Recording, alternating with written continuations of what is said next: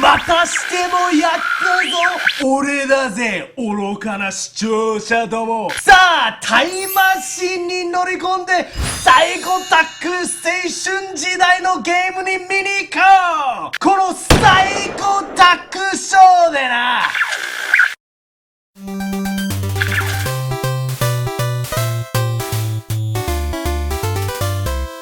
Hey everybody, JewWario here. Thanks for joining us for another audio gaming pipeline.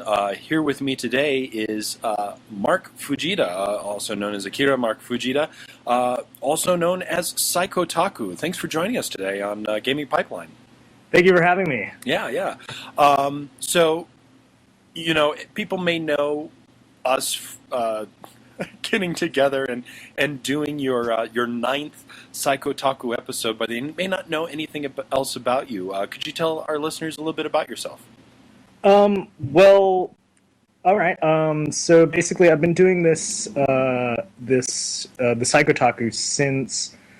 Actually, I started shooting in January of 2009. I cut it together by April, but by then it's funny because I was looking for basically a venue to show the Psychotaku, and I was actually wondering myself because I just like told myself one day it'd be awesome if there was some kind of contest that I could enter this into and get just all these views and stuff, and because I'm pretty confident about the Psychotaku, and it just so happened that Screw Attack had their My Vids Don't Suck contest, and I entered, and from the bat, it was pretty brutal. I think it was mainly because it was a contest, so I wasn't accepted with open arms as much as if I was.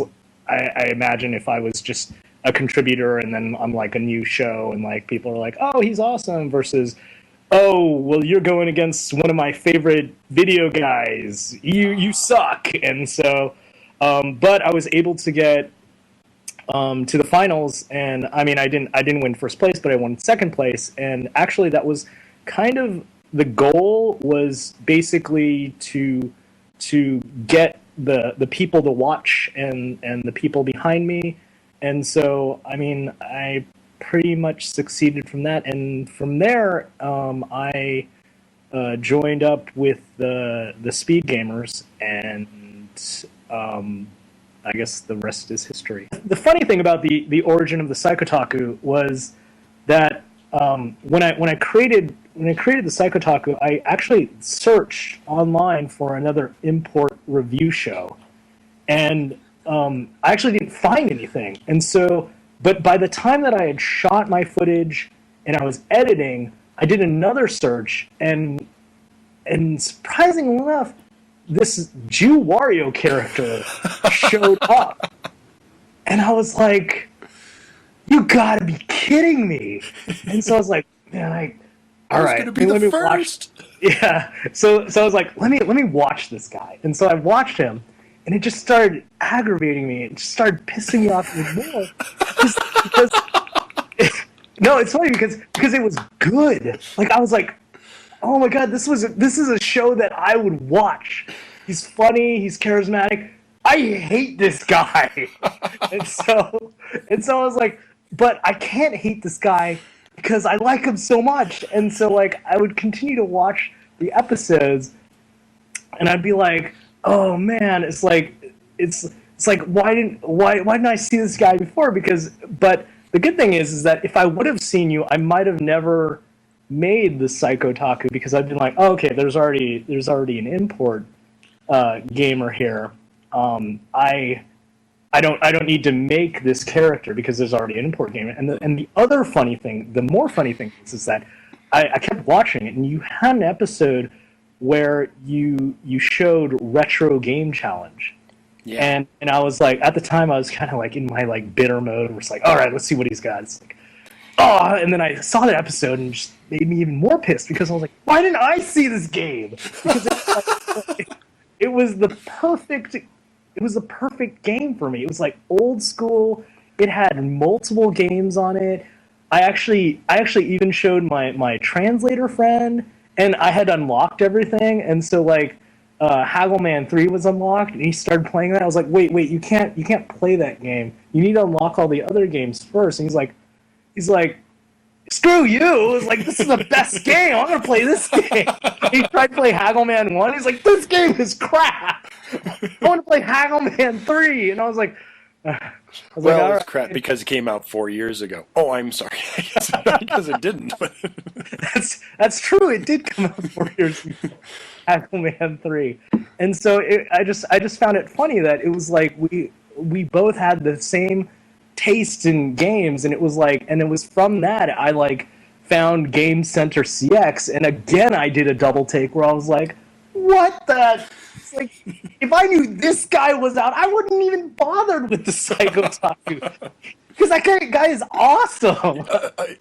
Arino is just amazing. He's so funny. He's amazing, and it's like there's like, I don't know, isn't there like 80 episodes, and I can only find like a handful of like his episodes, and that episode where he goes into that Japanese retro game store, it just blew my. I was like, I need to find that place. Yes, there's so many places that he goes, and yeah, they just finished their 100th episode. Okay, and they're going to be doing the 13th season. Wow. Coming up in the summer. So yeah, he's taking a little time off, but yeah, it's. Actually, and that's where I got some of my games, because I've been watching him since the third season was out, and so it's been a couple of years. And once again, it was one of those shows where you didn't need to know Japanese. You just had to watch it, and you got it. You know, you just understood. And some of the games, I just thought, oh God, that's just a cool game. Why, like you said, why didn't it come out here? And so I'd play it, and I was like, God, anybody can play this game. Hey, there's an idea. I think I'll use this game. I think that the funniest, like my favorite episode is that, I don't know, it was the episode where he was playing. It was like, I think it was a role playing game, but it was a dating game at the same time. And he had spent all this time and effort trying to get this one girl to go out with him, and then at the end she just blew him off, and he was like, "What? But I spent all," and he was like, "No," and it was like, you know what? It's like, I've been there. Not so much with as far as like in the real life, but in the Tokimeki Memorial, I've been there. Where it's like, what? I just wasted 20 hours of my life. I gotta start over and work out and study and like not talk to any other girl. Just focus. How could you do this to me? Exactly. Yeah.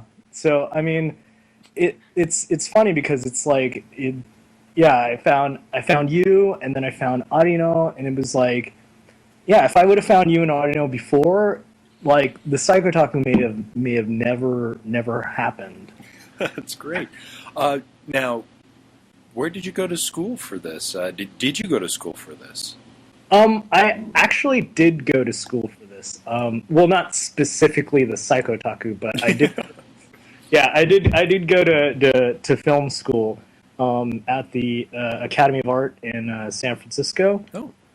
I originally wanted to take character animation, but they actually had just started their character animation major that year, and I really didn't want to be a guinea pig. So I figured, well, I'd taken some video production classes in high school, and I was like, well, that was fun, so maybe if I just pursue that would be awesome. The funny thing is during my junior year at the Academy, something hit me where I was like, I don't think I can make a living off of this, because this was like, one, I'm an old man, so this was way back in the day when video had no chance. There was like, it was film or nothing. Like, people had video cameras, but they weren't advanced. Like, there was no HD. There was no red camera. There was no no Final Cut. The only thing you could edit on back then was Adobe Premiere, which was like the consumer grade, and then there was Avid, which you had to buy like all of their hard drives and servers. People could do. There was like the internet was. I mean, it hadn't just started, but a couple of years prior to that, everyone was on AOL. Yeah. So it's funny because it was just until recently where they introduced YouTube and streaming video where it was like actually applicable. So during my junior year, I was like, this isn't this film thing, this isn't happening. So it was at the end I was switched over to character animation at that time because it actually had gone through a couple of years. And so the funny thing is that for the character animation major, you had to take half like illustration classes and half film classes. So I already had the film classes, so I just kind of continued my education through the illustration classes. How long have you actually been into anime and manga and Japanese video games? Because those are like the intrinsic pieces that it seems like you're interested in. You've only shown video games so far, but about the rest of the stuff, when did you kind of get into that? Well, the funny thing is that I was actually born in Japan, so I don't know when I got into anime because, I mean, who knows, like when you're a kid, your mom flips on some kind of like cartoon. The thing that whenever someone says, what was your first anime? I always respond with, well, I think it was Doraemon. I don't know for sure. But I moved over to the States when I was 2. So I pretty much was raised in America, but under like a Japanese household. So my father was the cookie cutter standard Japanese businessman, like the salary man. He played golf, he fished for fun, he worked at a bank, he read manga. It's like I can't I don't know if there's any other explanation. So the thing is that during my first trip back to Japan, I think I was like 8 or something. But my mom wasn't coming, and usually my mom kind of took care of me when I was little. So with my dad there, he didn't know what to do with me. I was basically a crazy Japanese boy and running around like I don't listen to parents, I get in trouble all the time, sort of thing. And when we were in Japan, he noticed that I was crazy, and he had no idea, keep me under wraps up until one day he found out that he like basically threw a manga at me, and it was Dr. Slump number 18, and wow. He noticed that I would sit in a corner and shut up and read this manga. And the thing is, I didn't really know how to read Japanese that well, but I mean, it was comic books, so it was amazing. So he noticed that, and then immediately he just started throwing manga at me. So because that's the only thing that would shut me up. And so Dr. Slump number 18 was the first manga that I actually got. And for the listeners who don't know, that's made by Akira Toriyama, who created Dragon Ball. That was his first series before Dragon Ball, which actually was really popular in Japan, but for some reason didn't take off really in America. Yeah, it hasn't really taken off very well here. And the funny thing is, there's like tons of Star Wars references. But yeah, that was the first manga that I had. But the first manga I actually sought out was Kinnikuman. And Kinnikuman, really? Yeah, Kinnikuman is my favorite. It's number 1 in my top 5. It's my favorite series. I don't know why. I can't explain it. It's somewhat my guilty pleasure, but I announce it all the time, so it's not really a guilty pleasure per se. But yeah, that was the first series that I was like, I actually went out and was excited about, and I actually sought out to pick up the volumes. It wasn't up until 2004 that I finally finished my collection of Kinnikuman. Yeah. it's quite a there's quite a few titles in there, or quite a few tankobon. So it's weird because it was super popular in the 80s. So if you go to Japan and you talk to people about Kinnikuman, they know what you're talking about. You come over here, they have no idea what you're talking about until you mention the muscle men figures. And then they're like, oh, I remember those. I've still got my collection in my... Man, I was heavy duty into those muscles. I actually didn't find out it was Kinnikuman until I got into Japanimation. So, okay.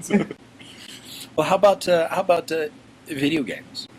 Let's see. Video games. It didn't happen. The funny thing is that I was raised in the San Francisco Bay Area, and we would always go to Japantown like every weekend. And there was one store, and it was called Mikado. It's not there anymore, but they would specialize in selling not Japanese but American NES games.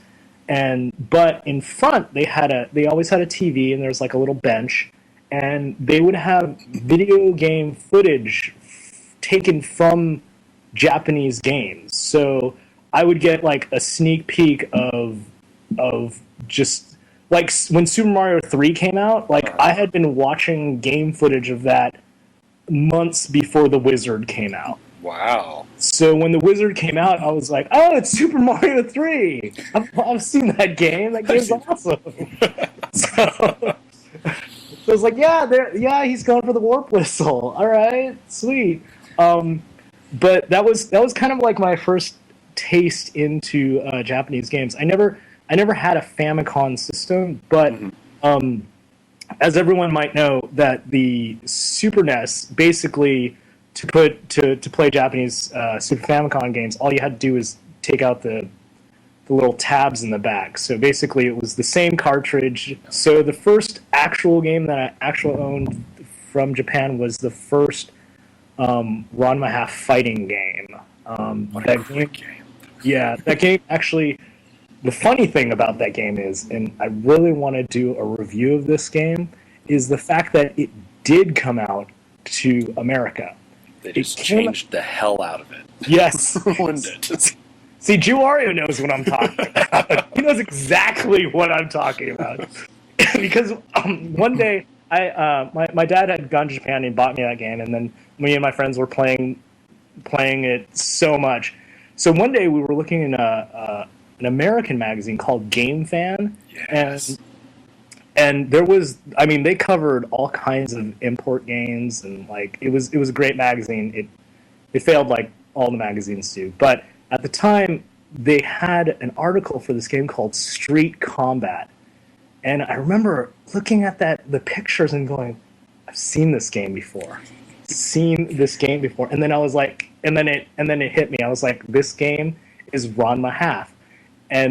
But Tatewaki Kuno is now a G.I. Jim who is like Guile, except he has a lightning sword. And now Kodachi is, what was he? I forgot what they turned her into. But Gemma was a clown. Yeah. And I would love to do a review of that game, and someone catch me and be like, this game did come to America, and then like go into this Street Combat game. Well, how do you choose the particular games that you choose for the series? You started off with a great game that I myself even featured in my second review, Umihara Kaosei. Yes. But then you went to Magical Taruruto-kun, which is one of my one of the manga stories that I actually started with. What a great story! But to choose that game, how do you choose these? Well, the thing is that I tend to choose the games that are like my favorite when I was in high school playing, and I just noticed there was like a huge like why didn't this game come out in America? This game is awesome. There's so many games that come out in America. I mean, for the most part, most of them are great, but some of them are just horrible. And, They are. yeah, and to bring those games out and not these games, so like Umihara Kawase Shun, I actually played this game with my friends, and it wasn't actually my game. It was my friend's game, and I just got hooked, and it was like, and then one day it just clicked, and suddenly I became the master of the fishing line, and I could do all crazy things, and my friends were like, "How did you do that?" It's like you're like jumping off this cliff and shooting the line backwards. You're just like this cocky guy now. I'm like, that's how I play. So I'm like, that's how I play. It's like sure I have like 7 lives, but I'm just gonna throw this thing behind me and launch myself up this thing. And so after that, I was like, this game is awesome. And as far as like Tobal 2, like Tobal 1 came out, and I was like, why didn't Tobal 2 come out? It's like sales were low for Tobal 1. I'm like, this game is so much better than Tobal 1, and you brought out Guys, which was a worse game than Tobal 2. So it just kept blowing my mind. And for Parodius, it was like I was never a fan of like the ship shooter game. Mm-hmm. But for some reason, if someone was like, "Hey, I'm gonna play Parodius, you want in?" I was like, "Yes." I want to be the paper airplane dude. Yes. I want to be that crazy cat because he's crazy and he's shooting gold coins at people. It's crazy. And so it just started from there, and then I was like, with Taruruto, it was like there were tons of anime that weren't coming to America that would never come to America. Yeah. So like Taruruto-kun was one of those series where I was like, why didn't this but I guess it was like the early 90s where, I mean, they only focused on like mech shows and Kimagura Orange Road. I don't know that came out in America, but it did, and so there was just some like question marks of like why were some titles picked and others not, and there are some titles that they're so old that companies there was no hope for them. So I was like, I want to talk about series that have like no hope of coming out, but I want to show people what the shows that I kind of grew up on. Now, and you do. I mean, your Japanese is very good for not. Do you speak Japanese now fluently? I mean, I know you didn't before, but do you now? I actually still can't speak it fluently, but I've noticed with each episode it gets easier. It almost seems like the Psychotaku speaks very harshly and loud. Or one of my friends in Japan compared him with the drunk men that you find on train platforms, or with the Kansai Ben. I actually have a friend who majored in Japanese and who is actually in Japan right now, and I've been working with him not so much as Japanese, but as far as like my other projects that I've had over the years, and this one came up, and I was like, well, I've got this guy who majored in Japanese and is in Japan, so I think I'll just send him the script, have him translate it, and he's really great to work with. He knows the nuances of the Psychotaku. He knows that my Japanese isn't like fluent, so he tries to throw in some things, and I'm trying to get that angry kind of like loud kind of connotations, and to just throw in some English words now and then that do work. So is Psychotaku, is he angry, is he passionate, or is this just his manner? He's not angry, he just is very passionate about things, because most of the games that I think to this point, all of the games that he's reviewed have been like his favorite games, and even like the Fist of North Star episode where he's actually reviewing the game is really bad. It's I don't even know why. Like the funny thing is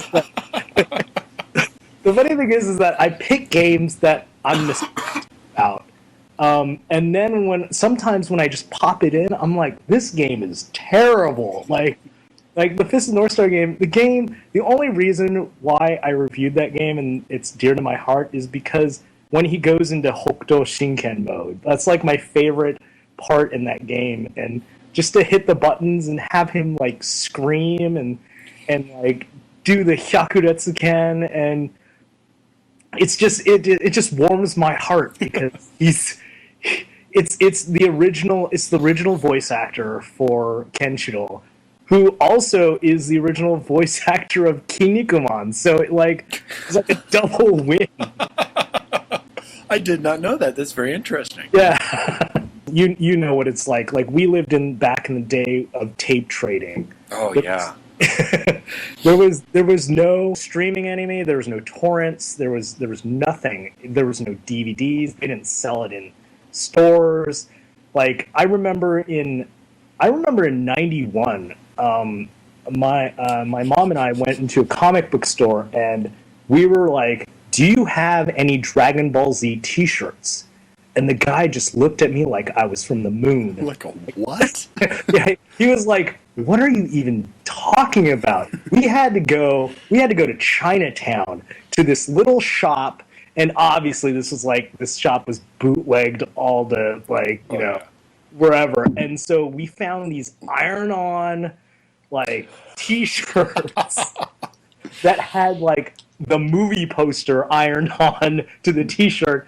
And I was so happy just to get that, because I was so into Dragon Ball Z that I would go to school and I would pimp out my iron-on Dragon Ball Z poster T-shirt.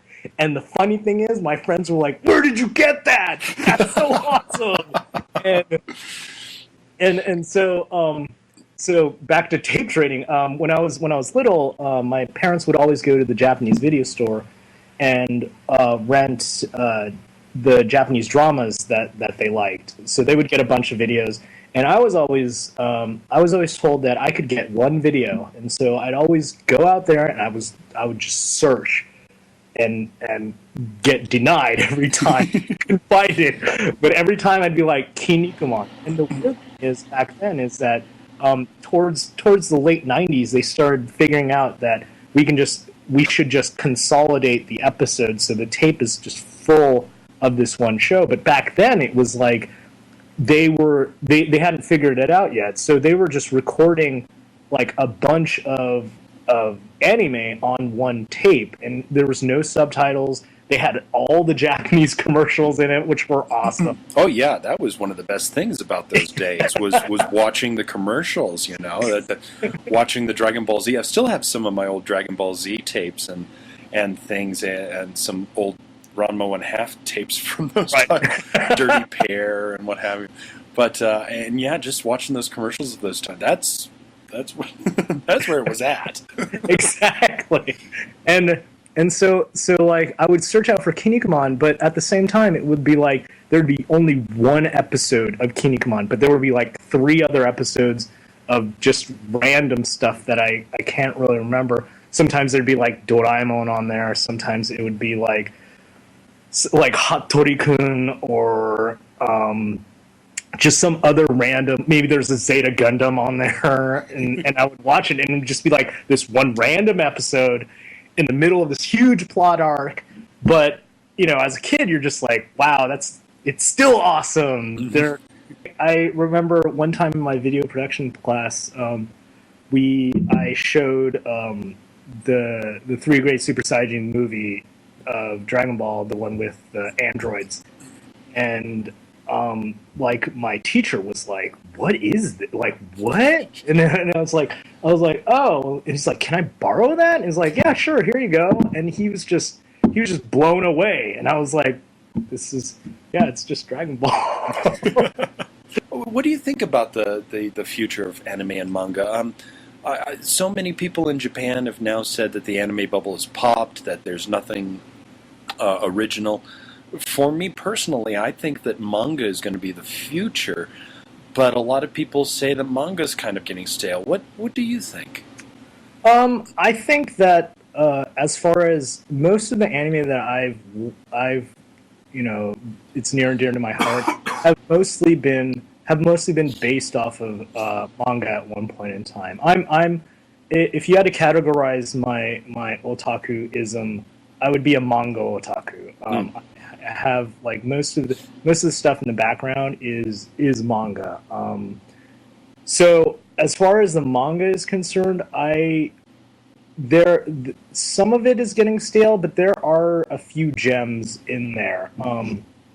As far as anime is concerned, I think that the anime bubble has burst. But the thing is, with all the bubbles that burst, they will come back. Eventually, someone will come back, and of course, there's always Miyazaki. So, Oh yeah.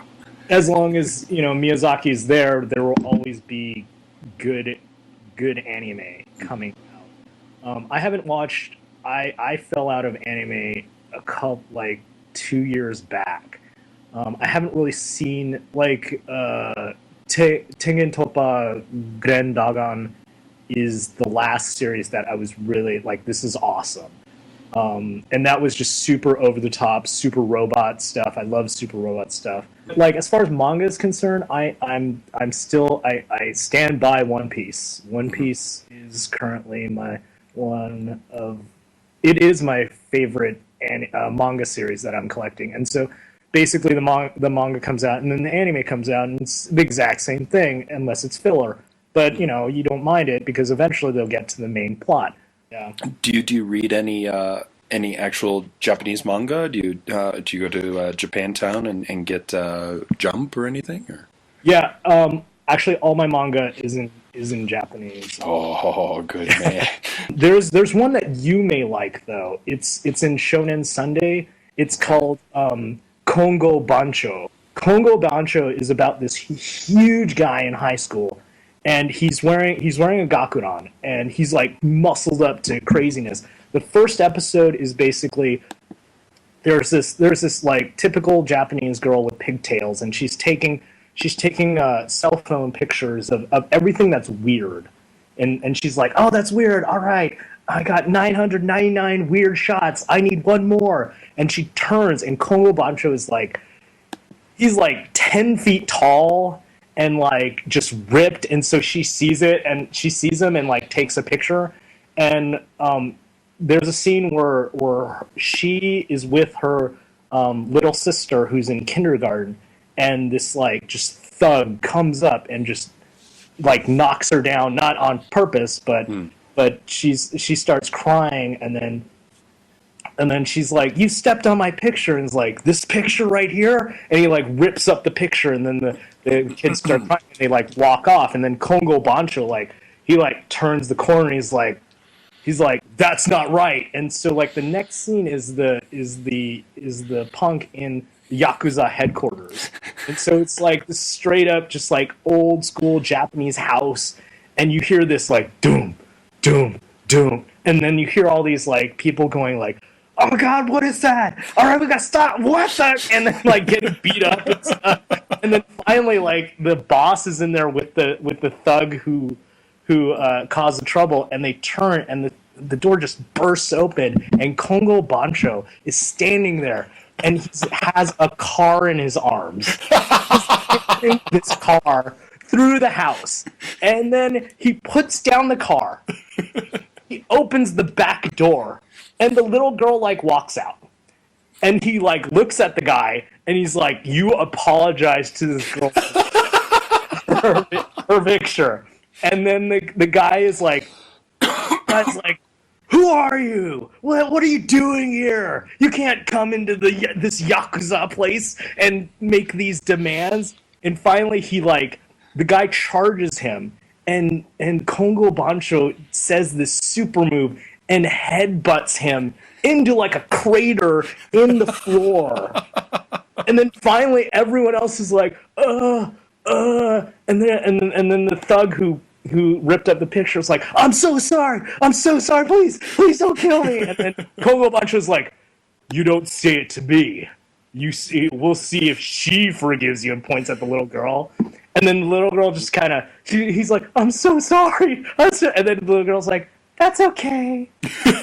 then, and they just walk out of the place. And that's like the first chapter of the first manga. And like throughout the entire series, he like meets other banchos, and it's like they're just like crazy characters. Like there's this character called the Goriki Bancho, and Goriki means like super strength or buff or whatever. And it turns out to be this adolescent girl who's like 3 feet tall.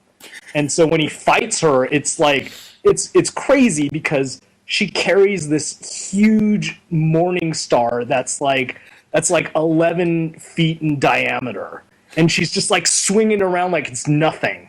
And you're just like, what is going on? This is awesome.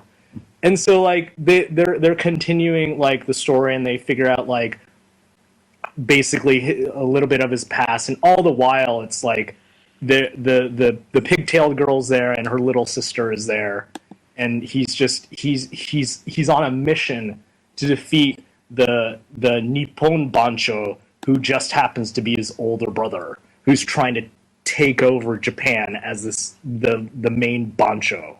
Very, very cool. Now, you've got several characters who come onto your show. You've got the Psychotaku, who Yes. just appeared recently, and Raikun. Yes. Who came up with Raikun, and who came up with Psychotaku? The Raikun character, I actually the actor who plays Freddy is one of my close friends, and He's awesome, by the way. I'm always looking forward to seeing who the new Freddy is going to be. Yes, the thing is that we work together in another company, and he was always making all these just ridiculous jokes, and his antics were awesome. I was like, this guy needs to be on camera. Like, we need, like, this, the company I was working for at the time was like, they aren't utilizing this guy to his full extent. So I'm going to make a show and put him on. And so I did, and like, he plays every single character just like to the, it's perfect. Every single character is It's like my envisionment of what that character would be like. So basically, the fisherman, the Falcon Freddy, the DJ, the weird like mysticism guy. I'm just every single time it's completely different every single time. And I'm like, that's what I need. And he comes up with this. I come up with it, and then I give it to him, and I'm like, go. And he goes with it. And then he's like, all right. And then he goes with it, and then he throws in like his own kind of twist to it, and it's just perfect. So one I think it was in after episode 1, it was we were talking, and we were like, we need like to make an intro for the Psychotaku, which I realize is funny because there is no intro to the Psychotaku. It's just him interrupting everybody. Exactly, and the thing is that I was like, yeah, there should be an intro, and it's like the Psychotaku should just be doing random stuff. Like you should just show him in the park and show him like at a mountain, or like doing different things outside that you never see him do. And it was like, oh yeah, that'd be cool. Like he should be fighting like a monster. And I'm like, what? Like, where do we get this monster? It's like, we can make it. And I'm like, what? We're gonna make a monster? You're crazy. And so, like, basically, the original design from Raikun was basically the Mega Man boss that's like all orange and has like an eye. He's like classic for every Mega Man. Yeah. So we designed that character, and we're like, all right, we're gonna make it like this. And then we like went to Home Depot and got some like chicken wire, and we're like, okay, this is not gonna be as easy as it's gonna be. And so like as we're making it, we find out that his aunt is actually a seamstress, so she can actually help us out with this. And so we're like, okay, well, orange, we don't want an exact copy of the Mega Man boss, so we'll get a different color. So we got blue, and so we put it on the chicken wire. And we're like, all right, this is kind of all right, I guess it's working. And so finally it was like, what can we do with this? And I was like, I got it. And so I drew a quick sketch of like the Japanese bunny character, and I was like, this is what this character needs to be. And he was like, all right. And so like as we were doing like this process took like months, and it was just, I mean, it was grueling trying to build this thing. So finally when we got it, I was like, no, this character cannot just be in the intro. This character needs to be a character. I need to utilize this character as much as possible. And so this song to make him. He's going to be in it. Exactly. So it's like, you know what? He's in episode 3. Episode 3 has 2-player co-op mode. Perfect. We'll slap him in there, and that was the story of Raikkoon. The cooking episode. That was actually the first episode that I saw of yours, and that's the one that got me to wanting to watch it. And the Psychotaku was the Psychotaku. She actually does Goth Loli cosplay, so I was like, she does it on her own, and she plays DDR all the time. The Psychotaku is actually my girlfriend Sam, and basically, I saw her. I was like, okay, 1, you play DDR, and number 2, you go out to cons in cosplay. We've got to use this. and one I found out that she loves Para. So I was like, one Christmas, I got her the controller. And then, like a year later, we were rolling with the Psychotaku, and I was like, no, this is too perfect. This has to happen.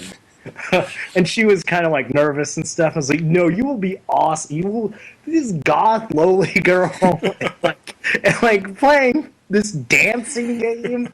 It's like, this has got to happen. And the thing is that like originally the edit wasn't gonna be that. It was just gonna be her playing like Para, but as I edited and as I like went on YouTube, I was like, this Night of Fire video is awesome. This has to be in this episode. And so I was like, oh my god, it works so well. And it just kind of blew up. And so when I finished, I was like, this is genius. Like, this is, and I was like, I showed it to all my friends, and they were like, that was amazing. That was good. You got Sam in that episode, and it was crazy. And I was like, that's awesome. And for her to appear in the Hokuto no Ken was very, very cool. How about that? The guys who were getting beaten up, the thugs, and the one guy walking with the cool ass goggles and top hat. May I say, those were awesome. Yeah. So the 2 guys who got beat up, they're actually my friends. The one guy with the eye patch is like a huge Hokuto no Ken fan. So I was like, I'm doing this thing. You want to come on board? He's like, yes. And then the other guy was a guy who works behind the scenes. In the cooking episode, the Freddy segment, that's his kitchen. So so he helps behind the scenes. He nice kitchen. Yes, it's a very nice kitchen. I saw that kitchen. I'm like, Freddy has to cook here right now. Eventually, he will be cooking in here. And as far as the guy with the goggles, he is also helping behind the scenes. He helps with the website, and we just put it on YouTube before the crossover. He is the Stranger, and he has basically a toy reviewing show. And so we're going to kind of develop that a little bit more. What camera do you use, and what editing programs do you use? Okay. I use a Canon XL1. It's a standard definition camera. It's not HD. It was the prosumer camera about 5 years ago. Right now, there's like a Sony HD cam that shoots HD, so obviously it's better. But The XL1 I've used a lot with interviews, and I have noticed that with the correct lighting, it can look like HD. But you can't, like, with HD you can zoom into places and everything's clear. I can't do that as much with this camera, but it again, with the proper lighting, the quality of the video comes out really, really well. I wouldn't suggest getting it at this point in time. I would suggest getting like an HD camera, because I think the camera right now is like 2,000. The XL1 is $2,000, and you might as well save your money and put it towards an HD camera. Okay.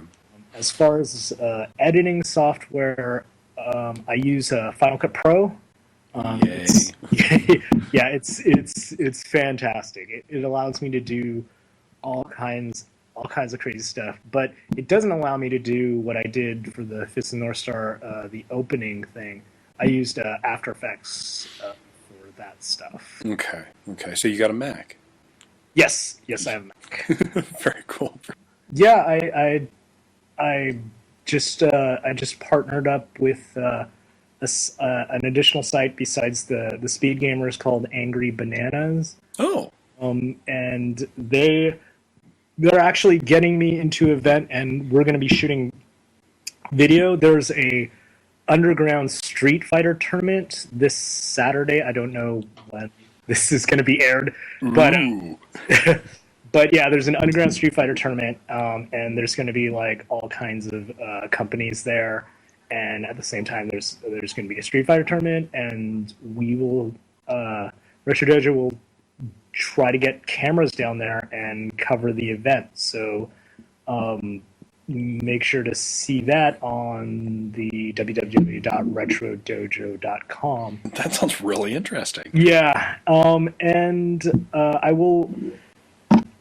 I'm trying to get a Psychotaku panel for Fanime, which is the anime convention in San Jose, California. I'm trying to get a booth for Anime Expo, which is, I believe it's July 4th weekend in Los Angeles, California, and that would be really cool to get a panel there. Lastly, before we wrap up here, I have to say that I've seen a video of you doing something other than being the Psychotaku and other stuff.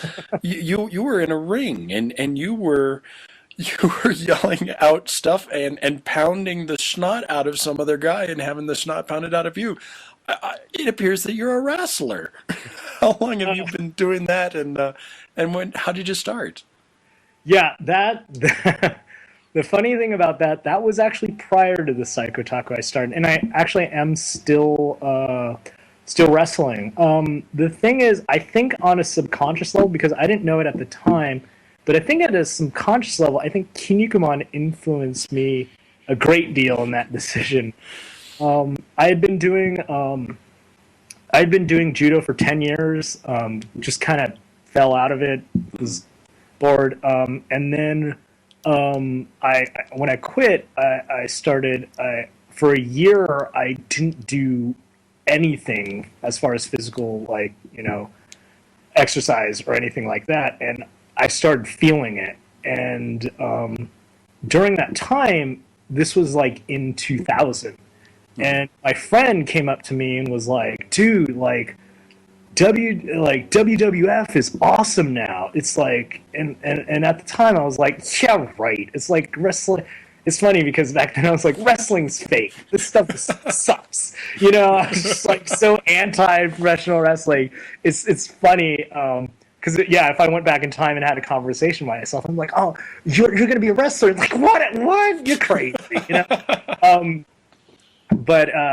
But yeah, at the time he was like, yeah, there's this guy named The Rock. He's awesome. He's great on the mic. I was like, all right, let's see this thing. And I took it, like I watched it. And I was like, this is my new guilty pleasure. And like I was watching it, and so I watched it for that entire year. And at the end of the year, I was like, I'm feeling sluggish. I'm feeling not myself anymore. I should get into something. And I'd read that some of the wrestlers had taken judo prior to becoming professional wrestlers, because there's a lot of similarities. You take a bunch of break falls. It's physically demanding, and so I was like, huh, all right, yeah, that sounds pretty awesome. And so I like looked up a few wrestling schools in the area. Like a lot of them were closed down. I like drove to this one address, and it turned out to be a driver's education class business, and I was like, is wrestling here? And they just like looked at me, and I ran. But eventually I found a school. It's actually the House of Wrestling. It's actually still going on. They're under Big Time Wrestling, which is the promotion that I work for.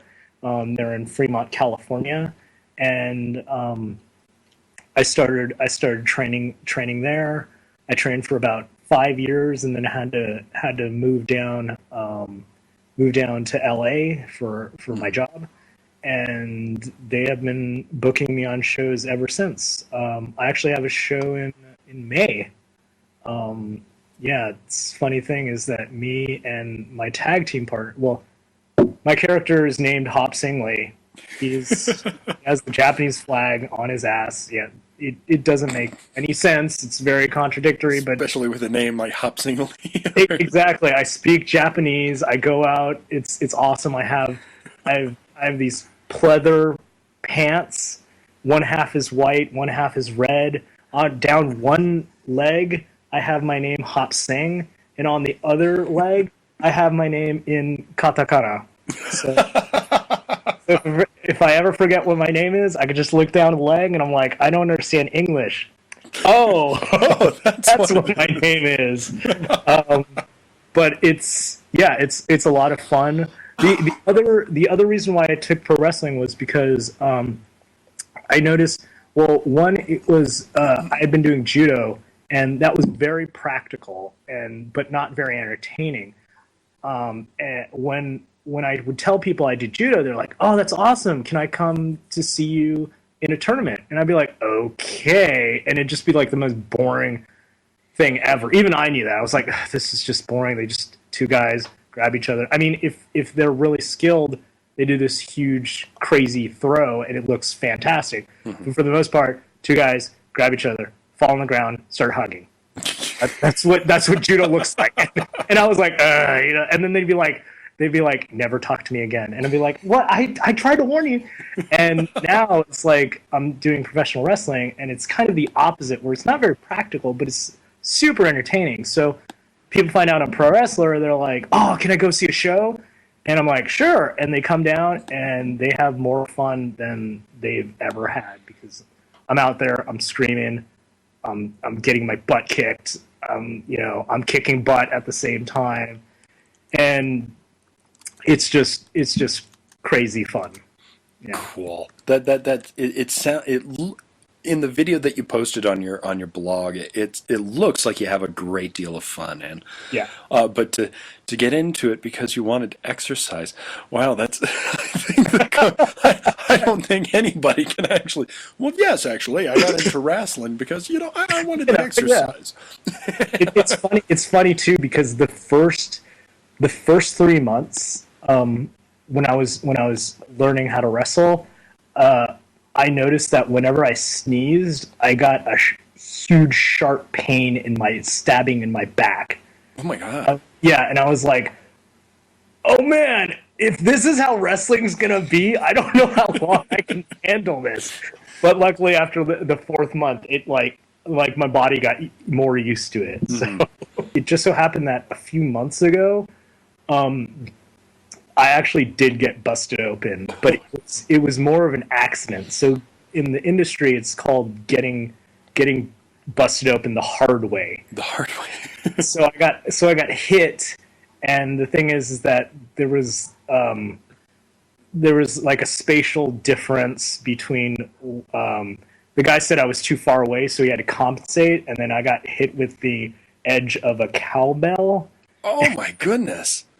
Yeah, and so I didn't get. If I would have got hit square, it would have hurt like crazy. But I wouldn't. But he caught me with the edge.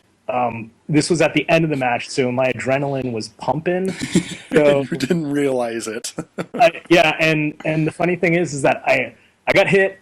I went down. I rolled out of the ring, and then as soon as I rolled out of the ring, I could feel like this hot liquid rushing down my face, and I'm like, "Oh, well, that's new." And so I got up and I pretended I was dying. Yeah. You rolled with the punch. Exactly. That's what you. But that's very cool. So yeah, so please go to Speed Gamers. Help out Psychotaku, watch his videos, and help out these charities that that the Speed Gamers play for. This is very important for the gaming community and everything. So go check them out and stuff. So thank you so much, Mark, for coming out today and letting me interview you and for sharing a little bit about yourself and stuff. I'm sure. I hope you get more viewers because you do some incredible videos. And they're really well done, and you really deserve some recognition. We shall see you next time on the Gaming Pipeline.